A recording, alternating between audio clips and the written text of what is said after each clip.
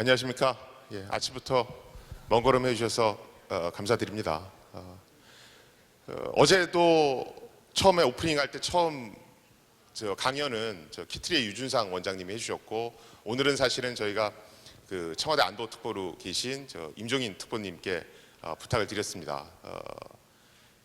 아마 이제 기자분들은 확실히 아실 텐데 저희는 무슨 의전하려고 사람 동원하고 이런 거 안 합니다. 그냥 시간 맞춰서 바로 그냥 진행을 하거든요. 그래서 사실 저희가 모신 분들한테 굉장히 죄송스럽기도 합니다. 근데 이런 거 다 감안하셔서 와주신 저희 특보님한테 다시 한번 감사드리고요. 사실 에피소드가 어저께 이제 행사를 쫙 하고 나서 제가 이제 전화를 한 통화 받았습니다. 그 전화 뭐냐면, 저희가 이제 의전을 안 하잖아요. 의전을 안 하니까 기관에서 왜 저희한테는 초청장을 안 보내셨나요? 이런 항의 전화 비슷한 것도 사실은 받았습니다. 근데 저희는 초청장 돌리지도 않았고, 여러분들 우리 하루팀들 주도하에 실제로 행사를 좀 자유롭게 하자는 게 목표니까요. 마음껏 오늘도 즐겨주셨으면 좋겠고요. 오늘 또 아침부터 시작해서 저녁 때까지 굉장히 재미난 발표들이 많이 있습니다. 그리고 그 발표가 끝나면 저희가 옆에 호프집을 통째로 빌렸습니다. 그래서 네트워킹 파티를 할 거거든요.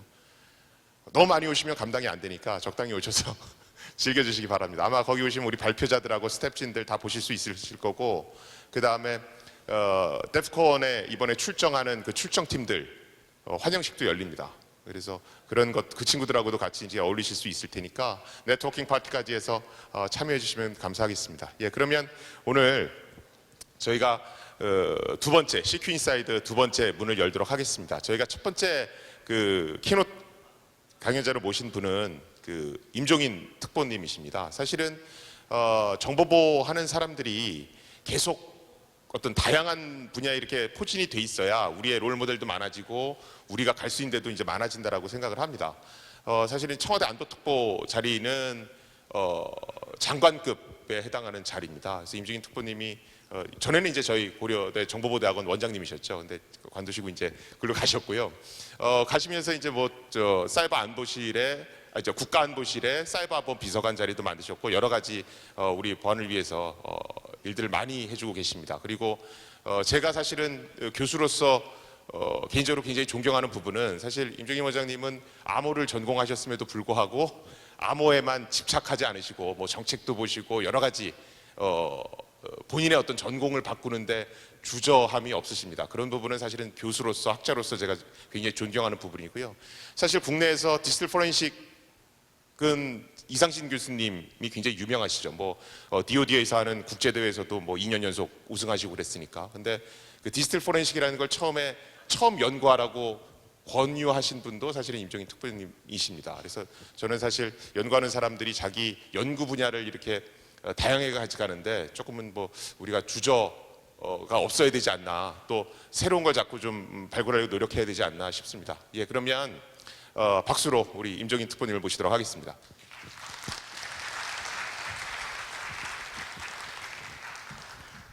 김 교수님 감사합니다. 김 교수님이 과분하게 소개시켜 주셨는데요. 저는 이제 한 가지 확실하게 말씀드릴 수 있는 것은, 김 교수가 말씀하신 것처럼 이게 사실은 일을 무서워하면 늙은 거예요. 근데 저는 사실 우리 보안 쪽, 사이버 시큐리티 쪽은 항상 보면 우리가 문제에 부딪히고 있고 항상 어떻게 보면 일종의 전쟁 중이거든요. 그렇기 때문에 그 문제를 해결하기 위해서 필요하다면 새로운 일을 무서워하지 않고 계속 시도해야 되고, 그 과정에서 그런 일들이 모이면 또 새로운 분야가 만들어지고 그러는 거기 때문에 우리가 어떤 정보를 바꾼다든지 관심 분야를 갖다가 외연을 넓힌다든지 하는 것을 두려워하면 안 된다고 생각합니다. 그래서 저도 이렇게 86년도부터 아까 이렇게 보면 고대 교수를 했으니까 올해 지금 2015년이니까 29년째죠. 그래서 내년이면 저 이제 고대 교수를 한 지 30년이 돼요. 그래서 저는 첫 직장도 고대였고 이제 사실 은퇴도 고대에서 할 것 같은데, 아까 김 교수 말씀하신 것처럼 지금은 청와대에서 안보특보로 일하면서 투잡을 뛰고 있습니다. 그래서 하여튼 하고 있는데, 이제 청와대에서 이렇게 와서 보면 오늘 제목도 보면 사이버 시큐리티 앤드 인터내셔널 코퍼레이션 그랬는데, 이제 사이버 시큐리티 이걸 갖다가 이제 처음에 우리가 할 때는 보안이라고 번역을 했다가 뭐 하여튼 여러 사유로 해가지고 우리가 보안 또는 뭐 정보보호 이렇게 번역을 했었어요. 근데 지금에 있어서는 사이버 시큐리티를 갖다가 사이버 안보라고 번역을 합니다. 그러니까 이제 사이버 안보라고 번역하는 것의 의미는 어떤 의미가 있냐면 우리가 사이버 보안 그럴 때는 범위가 굉장히 좁아집니다. 대개 어떠한 일이 있으면 그것을 갖다가 어떤 우리가 지키고 싶어하는 정보가 됐건 아니면 뭐 컨트롤 시스템이 됐건 아니면 디바이스가 됐건 그것을 갖다가 외부의 어떤 침입으로부터 그것을 탐지하고 그것을 봉쇄하고 또 어떨 땐 예방도 하고 뭐 이런 어떤 수세적인 어떤 그러한 그 수동적인 그러한 방어를 갖다가 얘기하고 있는데 요즘에 이제 뭐 언론에서 국정원 관련해서 RCS 얘기가 많이 지금 언론에 나오고 있는데 그런 것들을 여러분들 보면서 느끼는 것은 오펜시브 공격이 시작됐구나. 오펜시브 시큐리티 그죠? 공세적인 어떤 시큐리티 그런 것을 볼 수 있을 거예요. 그래서 이렇게 사이버적인 이런 공격이 이미 이제 사실은 그동안 우리 영화에서만 봤던 그런 사이버 공격이 시작되고 있고 그리고 그러한 사이버 공격이 이따가도 나오지만 우리 특히 작년 12월 우리 크리스마스 그 근처를 갖다가 사실 우리나라 전체를 갖다 악몽으로 만들었죠. 굉장히 어떤 한수원이라는 굉장히 중요한 국가 기반 시설 중에서도 기반 시설을 갖다가 해커가 공격하겠다고 위협을 했고 그게 만약에 사실은 현실화될 가능성은 굉장히 적었지만 현실화된다고 하면 우리가 2011년에 후쿠시마 사태 이웃나라 일본에서 후쿠시마 사태를 보면서 정말 영화에서 일어났던 그런 일들이 우리나라에 일어날 수 있구나. 그러면 우리가 어떻게 되는 거지? 그래서 가능성은 낮지만 굉장히 불안에 떨게 했던 그런 사실이 있습니다. 그죠? 그래서 이제 그 공격 자체는 지금도 아직 여진이 남아있지만 어쨌든 실패로 끝났고요. 다행히도 실패로 끝났죠. 그렇지만 이러한 문제를 겪으면서 우리가 느끼는 것은 사이버 공격이 이제는 정말 어떤 한두 명 해커들의 어떤 유명해지기 위해서 아니면 어떤 돈을 목적으로 하는 거 이걸 넘어서 가지고 국가의 안보를 위협할 만큼 굉장히 큰 영향을 미치는구나. 그래서 안보적 차원으로 접근을 해야겠다. 이런 걸 느끼고 있습니다.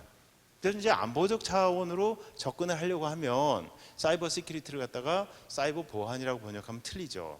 왜냐면 보안이라고 할 때는 우리는 주로 생각하는 것이 기술적인 어프로치를 생각합니다. 그래서 기술을 갖다가 R&D 한다든지 아니면 기술과 관련된 정책을 세운다든지 기술과 관련된 국내 법을 만든다든지 이런 생각을 하는데 안보적 차원으로 생각한다고 하면 이것이 이제 안보적 차원에서 생각한다면 우리가 상대방이 타국이 우리를 갖다 공격하면 이것을 막기 위해서 1차적으로는 물리적인 공격이 임박했거나 아니면 실제로 일어나면 그걸 군사적으로 막는 거 외에 우리가 6.25 때 뭐 그랬던 것처럼 외교적인 노력을 해서 다른 나라의 협력을 구한다든지 아니면 외교적으로 그것을 문제를 풀려고 한다든지 그런 인터내셔널 커퍼레이션 국제협력 이 부분이 굉장히 중요한 부분이죠. 그래서 이러한 외교적인 어프로치 그리고 기술적인 어프로치 그 다음에 여러 가지 다양한 범부처적인 정책적 어프로치 이런 것이 같이 맞물려 가기 때문에 우리가 이제 지금에 있어서는 사이버 시큐리티를 갖다가 사이버 안보라는 얘기를 하고요. 그렇게 한다고 하기 때문에 이제 사실은 우리가 실질적으로 기술적인 측면에서 전체 총괄 부처는 국정원입니다. 우리 다 아는 것처럼. 이 국정원이 이렇게 하지만 안보적 측면으로 봤을 때는 우리가 이제 내셔널 시큐리티하고 관련해서는 청와대 국가안보실이 중심이 되고 있고 그래서 이 사이버 안보의 중요성 때문에 청와대에다가 이러한 이제 안보특보라든지 사이버 안보 비서관이라든지 이런 제도를 만들어 가지고 지금 하고 있는데 아직까지는 모든 나라가 지금 사실은 초기 단계이기 때문에 이제 뭐 앞으로도 할 일이 많은 그런 상황입니다. 그래서 여기 지금 보면 젊은 분들이 많이 왔는데 여러분들은 사실은 아직도 이 부분은 계속해서 발전하고 있는 분야고 또한 붐이 이루는 분야죠. 우리 때문에 지금 이제 이 분야에 관심을 가지고 연구를 시작한다는 것은 굉장히 이 분야에 있어서 30년 이상 연구한 제 입장에서 보면 굉장히 선택을 잘한 거다 그런 생각을 하고 있습니다. 그래서 이제 이걸 보면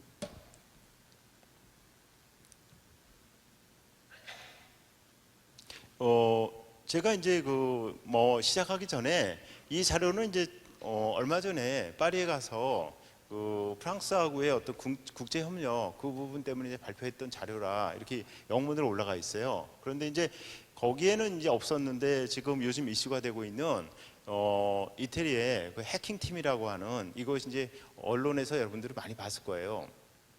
그래서 이제 그 보통 이제 국제 협력이라고 하면 두 가지 측면에서 협력이 있는데요. 하나는 이제 어떤 외교적인 협력이 있고요. 외교적인 협력에 의해서 국제적으로 이제 공조를 하는 거죠. 이 공조를 하는 방법은 보통 두 가지가 있어요. 하나는 이제 우리가 그 사법적인 측면에서 법 집행을 하는 데 있어서 모든 국가는 영토적인 제한 위에서 주권을 가지고 있기 때문에 사법 주권이 있어요. 우리나라 어떤 사법 경찰이 중국이든 미국이든 거기서 우리의 사법권을 갖다 행사할 수가 없거든요. 그렇기 때문에 이제 그 한계 때문에 사실은 미국에서 할 때는 FBI가 도와줘야 되고 중국에서 할 때는 공안이 도와줘야 되고 그런 부분이 있죠. 근데 이제 이러한 그 국제적인 사법 공조의 경우에는 사실은 일정 부분 한계가 있는 게 상대방이 사실은 통상적으로는 도와주지만 자기네 국가의 어떤 이익에 영향을 주거나 아니면 자기네 국가의 어떤 법률적 문제하고 충돌하거나 뭐 여러 가지 사유로 해가지고 보통 협조를 안 하는 경우도 많아요.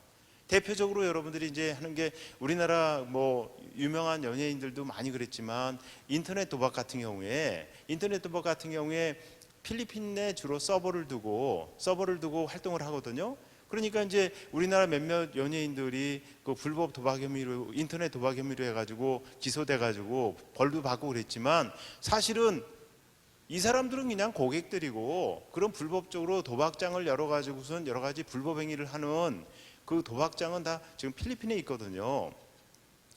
그런데 결국은 그 부분은 필리핀 경찰이 사법 공조를 해주지 않는 이상 우리가 어떻게 할 수가 없어요.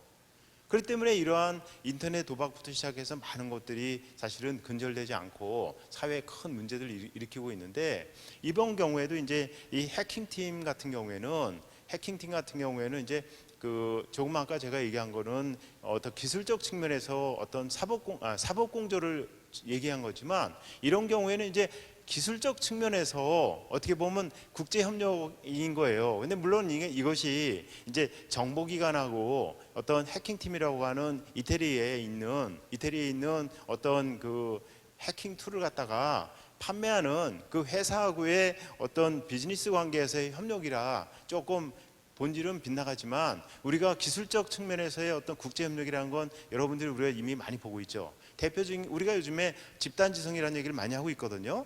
그럼 위키리크스는 또 뭐 그런 점에서 하는 거지만 특히 이제 위키피디아 같은 경우에 아니면 리눅스라든지 오픈 소스 코드라든지 이런 것들은 보면 일단 집단지성 측면에서의 기술적 국제 협력이죠. 그죠?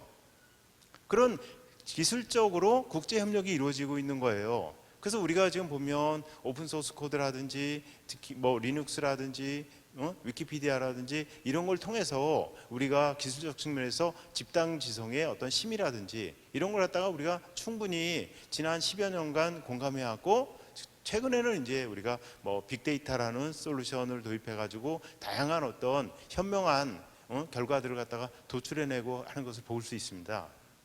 그래서 이제 이러한 기술적 측면에서의 어떤 집단 지성에 의한 어떤 국제 협력 그리고 사법적 공조에 의한 국제 협력 그리고 외교적 측면에서의 국제 협력 이제 이런 것들이 다 있어요.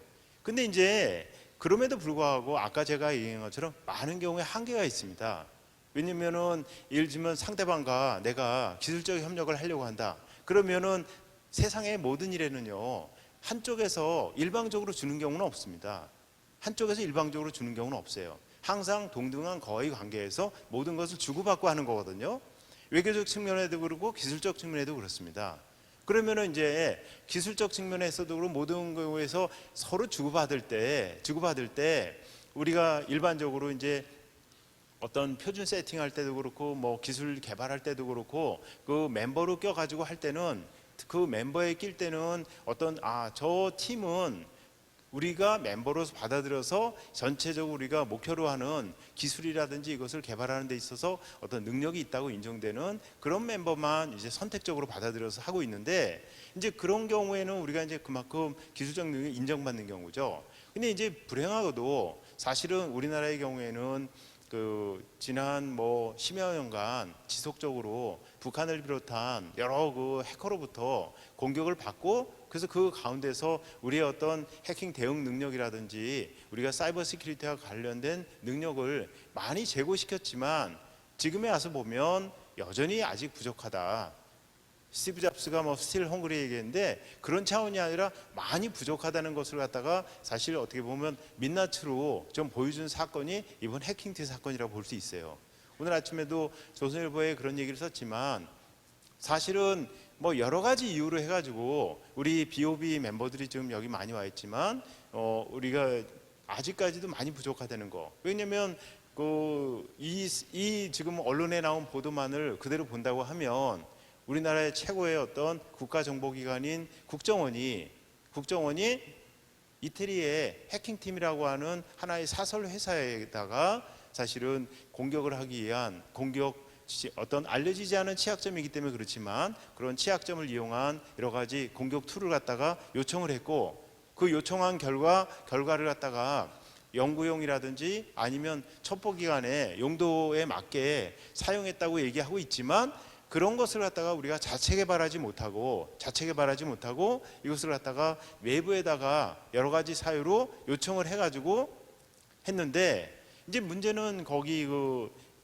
메일 같은 걸 보면 뭐가 있냐면, 우리가 이제 자체 개발할 능력이 있는데도 불구하고 사실은 여러 가지 법적인 문제라든지 등 그런 것 때문에 저 해킹팀에다가 의뢰를 했으면 그나마 좀 그건 나은데, 여러분들도 그 신문에 난 걸 봤겠지만 뭐 여러 가지 보면 우리가 다급하다, 이런 것을 갖다가 기능을 추가해 줬으면 좋겠다, 그런 얘기들을 많이 하고 있는데, 그런 것들은 가만히 보면 실체와 상관없이 읽는 사람들이 이거 우리가 개발 못하니까 해킹팀한테 이런 걸 요청하는구나, 이렇게 느끼게 만들어 있거든요.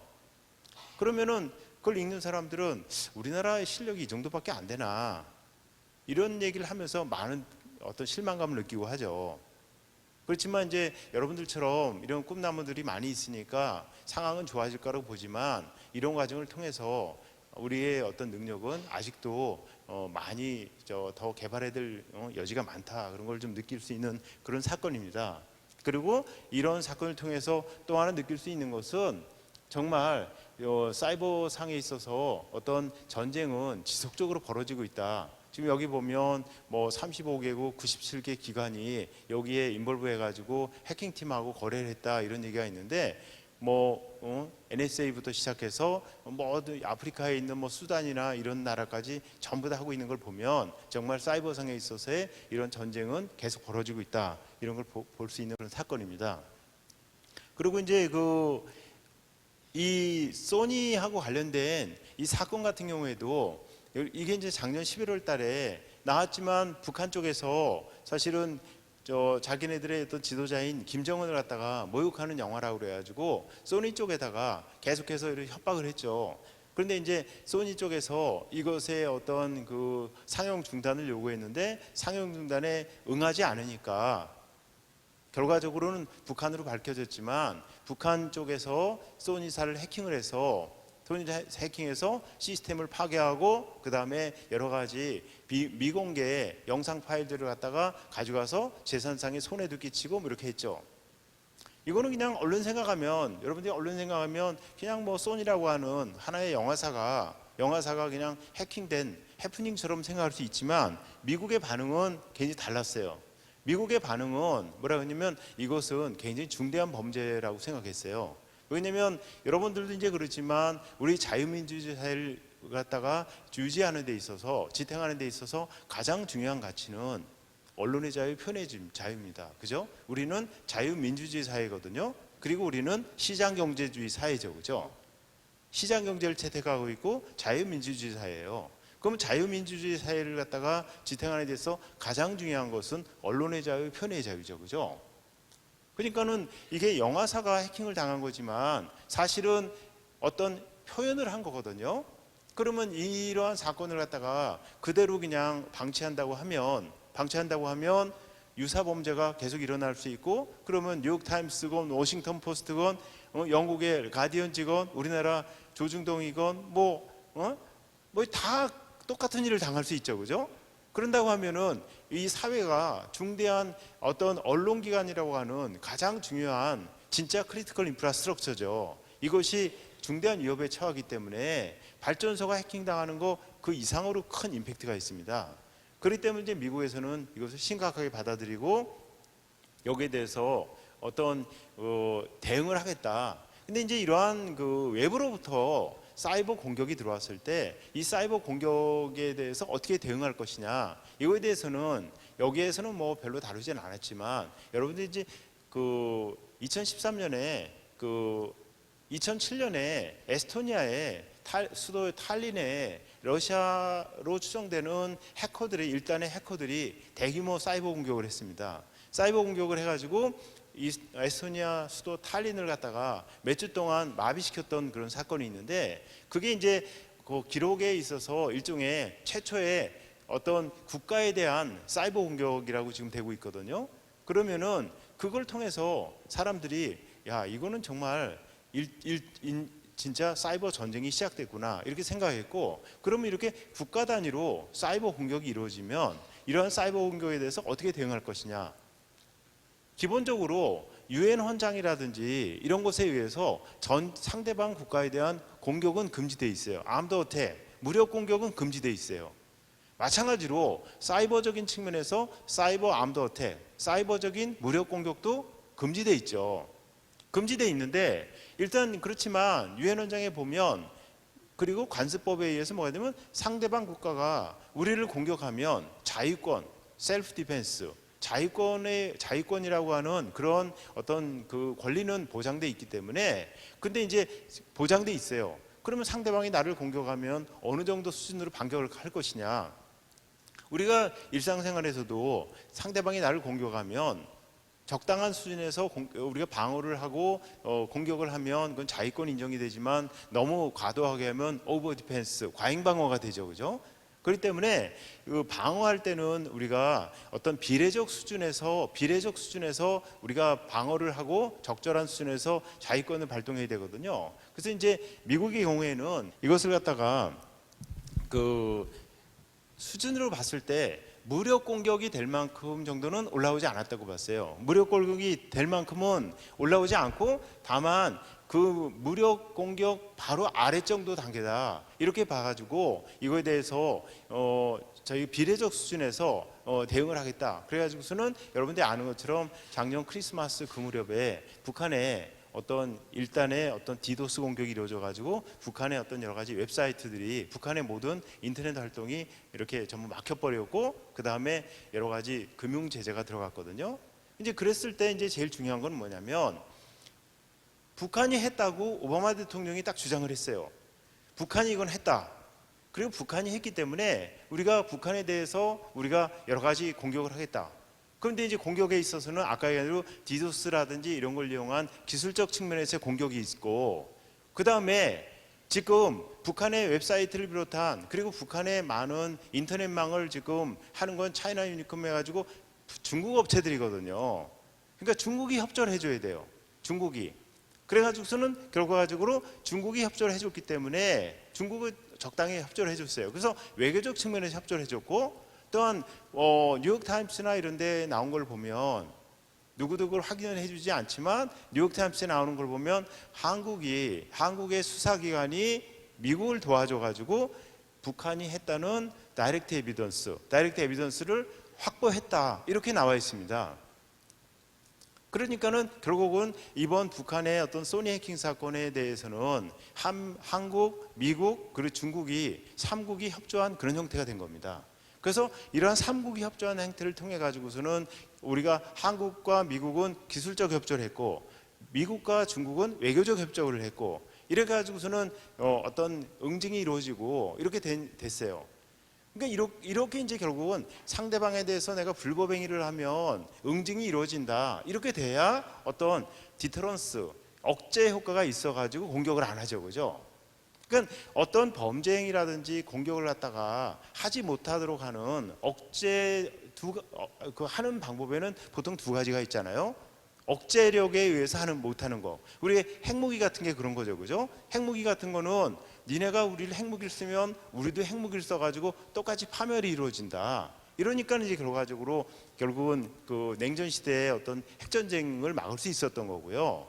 핵전쟁을 막을 수 있었던 거고, 지금에 있어서는 이 사이버와 관련된 공격의 경우에는 억제력 차원이라기보다 워낙 뭐 딱 숨어가지고 공격을 하고 하니까 이런 측면에서는, 그리고 사이버 같은 경우에는 진짜 상대방이 우리를 갖다가 공격할 것이 거의 확실하다. 그리고 공격이 임박했다는 것을 갖다가 파악하는 게 굉장히 어려워요.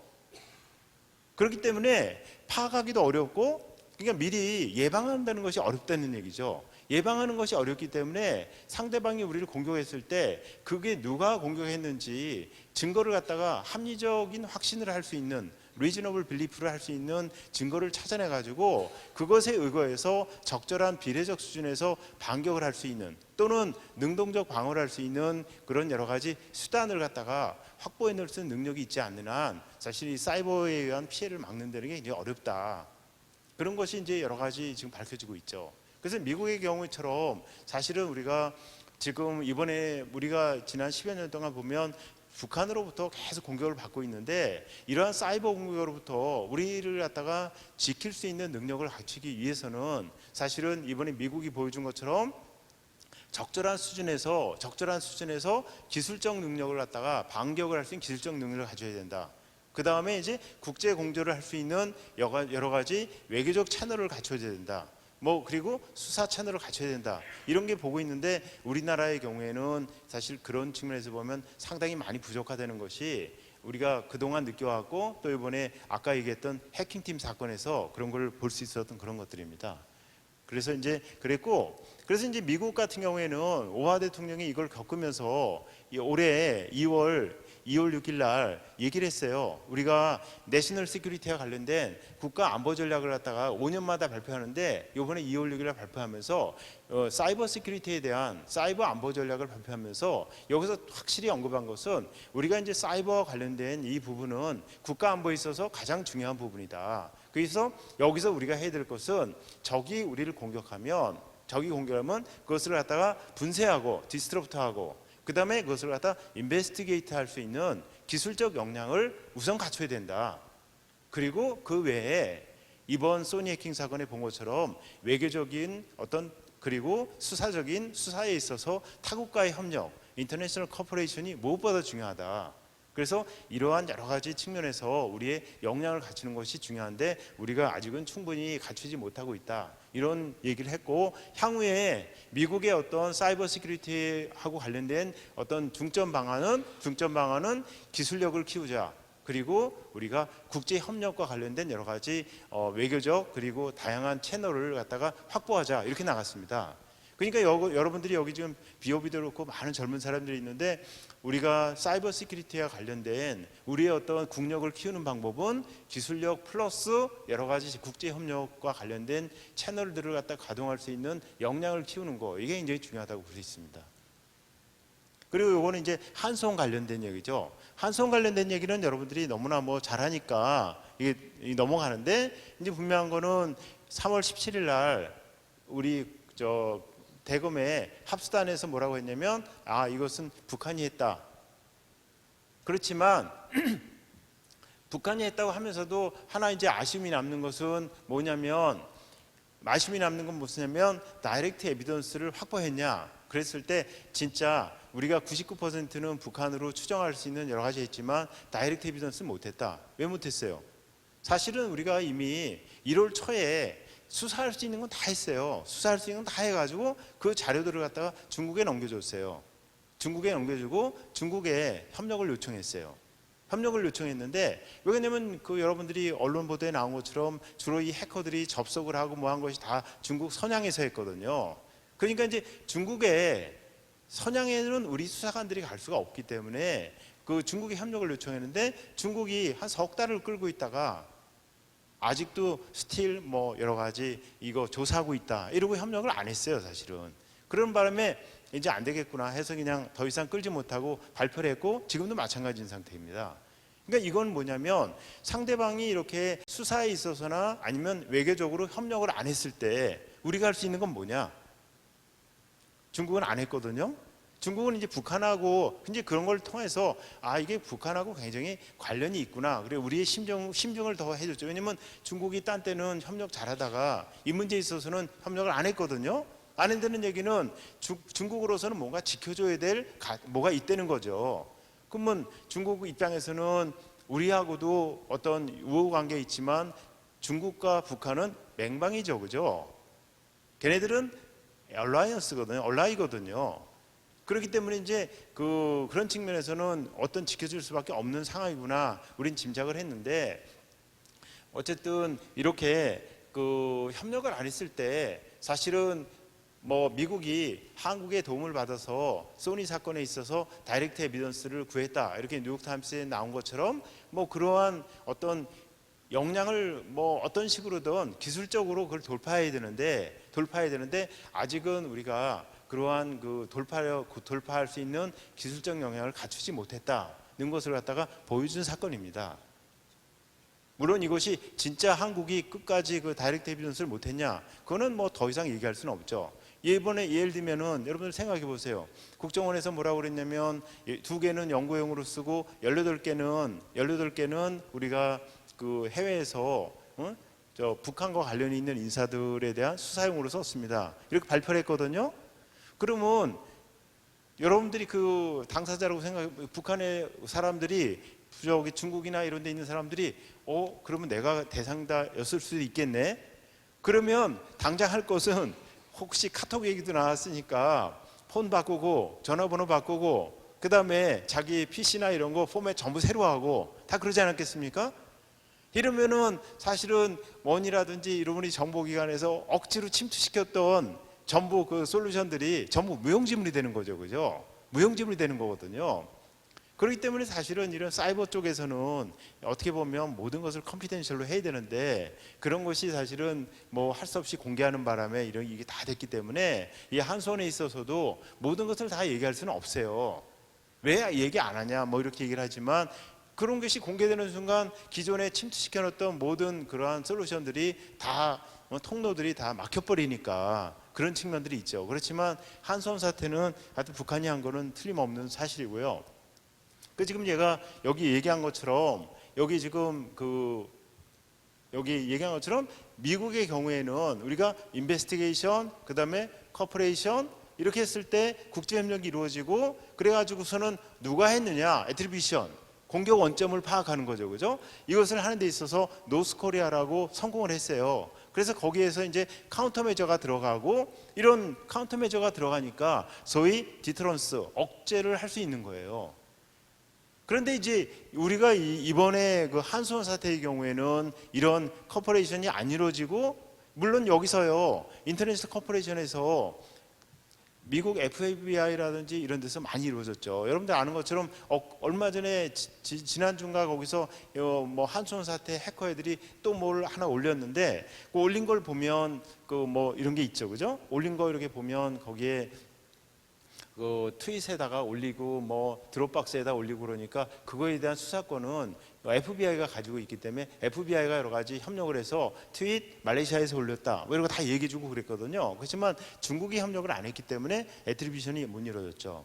그러니까 이제 이게 안 되면 아까 얘기한 것처럼 기술로 돌파하는 수밖에 없는데 우리가 이제 이런 측면에서는 아직도 우리가 해야 될 것이 많다는 걸 보여준 그런 사건입니다. 그래서 우리 뭐 계속 공격을 이렇게 당하고 있고요. 그래서 이제 아까 처음에 얘기한 것처럼 이렇게 국가안보실을 만들어 가지고 안보실에다가 이렇게 이제 여러 부처들이 전부 다 협력하는 그런 체계를 지금 갖추고 있습니다. 그래서 이제 지금에 있어서는 전에는 여기 보면 NIS, 국정원이 이제 이걸 전부 담당했었는데 지금에서는 국방부부터 경찰, 미래부, 행자부 해서 모든 부처가 협업하는 그런 자체로 가고 있고 정부의 모든 기관에도 정보부와 관련된 사이버 시큐리티와 관련된 디비전들이 다 만들어지고 있기 때문에 여러분들 중에 혹시 이러한 공직으로 근무하고 싶은 사람들은 굉장히 앞으로 찬스가 많을 거라고 생각하고 있고요. 그 다음에 이제 오늘 보면 Security of Everything이라는 말을 썼는데 이러한 지금 우리가 ICT에서 IoT로 지금 가고 있으면서 모든 것에 사실은 보안의 중요성이 커지고 그 보안이 핵심 컴포넌트가 되기 때문에 Security of Everything이라는 것에 대해서는 여러분들은 충분히 이런 그 공감을 하고 있을 겁니다. 그래서 지금 우리가 IoT의 대표적인 어플리케이션이 스마트 가전이라든지 스마트 카, 스마트 헬스케어, 스마트 에너지 이런 걸 얘기하고 있는데 여기 지금 나오는 것처럼 이 모든 것들은 이미 초기 단계인데도 불구하고 다 보안상 취약점을 노출하고 있어요. 이러한 보안상 취약점을 노출하고 있다는 얘기는 그만큼 이것에 대해서 보안이 다 기본 컴포넌트로 들어가야 되기 때문에 지금 Security by Design, Privacy by Design이라는 말을 쓰고 있고요. 그리고 이러한 디바이스나 이런 서비스들은 다 국제적인 어떤 협력을 기본적으로 필요로 하는 그런 부분들이죠, 그죠?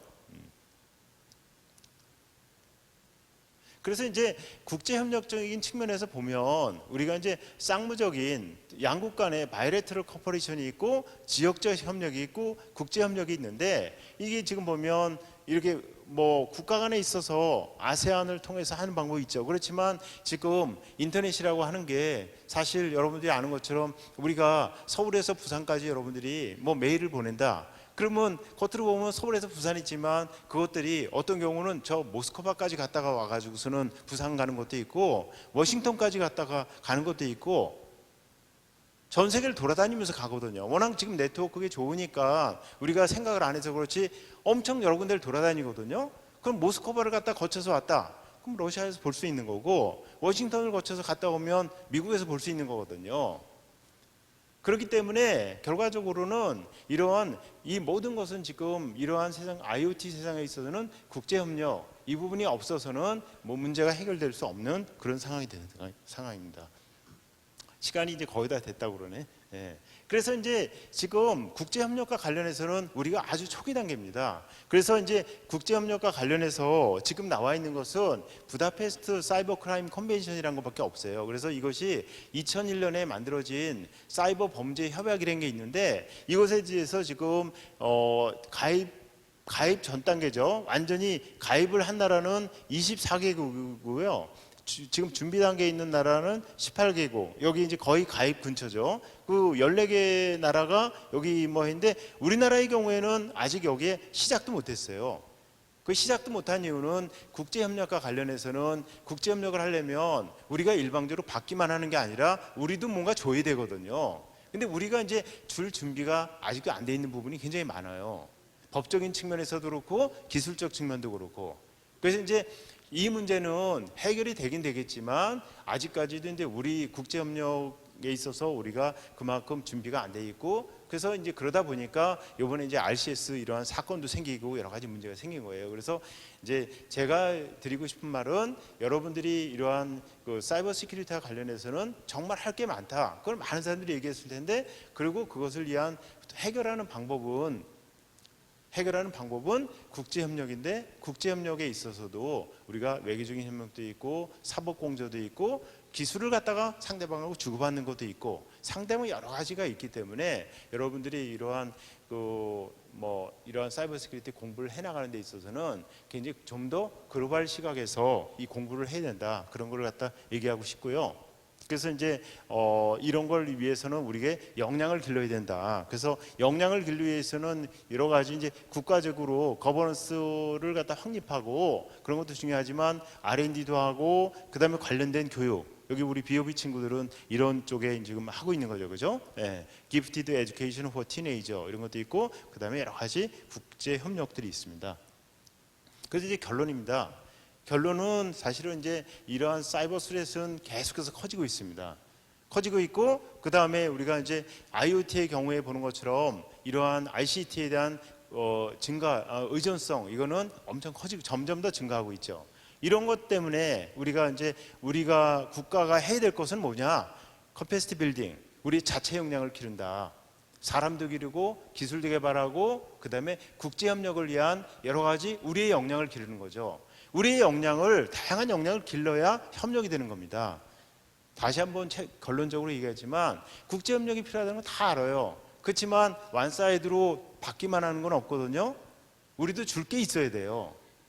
그래서 줄 게 있으려면 우리의 역량을 길러야 됩니다.